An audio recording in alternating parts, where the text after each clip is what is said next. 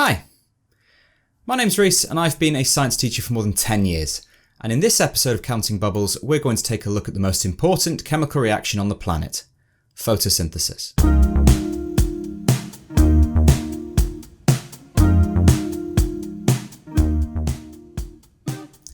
So, photosynthesis, an incredible reaction. This video is going to focus on the AQA GCSE spec, but don't worry if you aren't familiar with that one, if that's not the one you're taking, loads of the information is going to be really useful for you anyway. Photosynthesis is awesome. It takes gas from the air, liquid from the ground, and uses it to make more solid plant.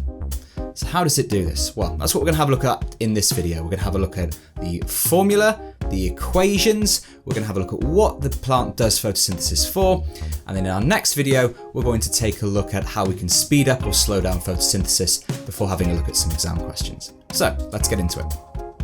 Photosynthesis is best represented by an equation. We can write out paragraphs, we can write out sentences, but equations are much easier. They describe what we need to know. Photosynthesis is different from pretty much any other reaction you are familiar with in chemistry or even in biology. Photosynthesis is an endothermic reaction. Ripping water apart to get at its electrons and its protons and its oxygen, that requires energy. That requires a huge amount of energy. That energy comes from the sun, a nuclear furnace millions of miles away. We are all in a way nuclear powered. Photosynthesis needs to take that energy in rather than releasing energy to the environment, and that's what endothermic means. Endothermic means a reaction that absorbs energy from the surroundings rather than releasing energy to the surroundings. So, what does it look like?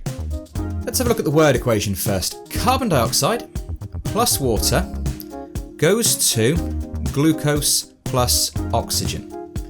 Now, let's be very clear, that is an arrow. It is not an equal sign, and you will lose marks in the exam if you use one. It is an arrow. Don't draw an equal sign, don't draw a 3D arrow, don't draw anything mucking about. A simple line arrow will be fine. And what you'll notice is that over that line, you've got light. This is showing us the energy source that is powering this whole reaction. Now, basic chemistry can lead us into what the chemical symbols are for each of these reactants. So, carbon dioxide is CO2, water is H2O, oxygen is O2, and glucose is C6H12O6. Now pay really close attention to where the numbers are in those formulae. Those little numbers must be small and they must be at the bottom. You can't put them at the top, you can't put them nice and big, you can't have them floating off in the middle of nowhere. When you're making notes from this video, your formula should look exactly the same as mine. Now, there's still something that we need to add. If we count the atoms that are going in and the atoms that are going out, we can see that this equation is unbalanced. The easiest place to look is the carbon. We've got 6 carbons coming out. We've only got 1 carbon going in. So to balance this equation, we need 6 CO2 plus 6 H2O, arrow with light on the top, goes to 6 O2 plus C6H12O6. So, the plant has used energy from a nuclear furnace millions of miles away to rip apart a liquid, to grab some gas that's completely colourless from the atmosphere, do a little bit of chemistry wizardry. If you do A-level biology, you do whole modules on this, it's really cool biochemistry, and makes more plant out of it. But how? Well, let's have a look at the products of this reaction. Let's have a look at the glucose and let's have a look at the oxygen. The oxygen is a byproduct. The plant doesn't need it, plant gets rid of it. The oxygen diffuses. Remember, diffusion is a movement of particles from a high concentration to a low concentration. It diffuses out of those pores in the leaf called the stomata. Mainly on the bottom, this stops the plant losing too much water. The glucose, however, doesn't stay as glucose. That glucose is needed for lots and lots of different things, and you need to know 5. So, number 1, glucose is used in respiration. This is the reverse process of photosynthesis. This is an exothermic reaction that releases energy, and the cell can use that energy to do work. The cells in the plant can use that energy for all of the life processes. Number 2. Now, plants cannot photosynthesize at night because it's dark, which means there's no energy to power this endothermic process. So the plants are going to have to store some of this glucose that they make in the day to use for respiration at night. Plants respire all the time. They can only photosynthesize in the day, but they respire in the day and in the night. So, 2 ways the plant can store that glucose. First way, plants can store it as starch. This is the second use of the glucose. Plants store that glucose as starch. They stick the glucose molecules together in great big long chains to make starch. You need to know what the food test for starch is.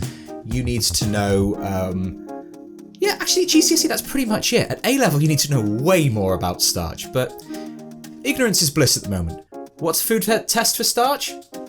Are you waiting for me to give you an answer? No, I'm waiting for you. Plonk your ideas down in the comments section below to see if you know what the food test for starch is.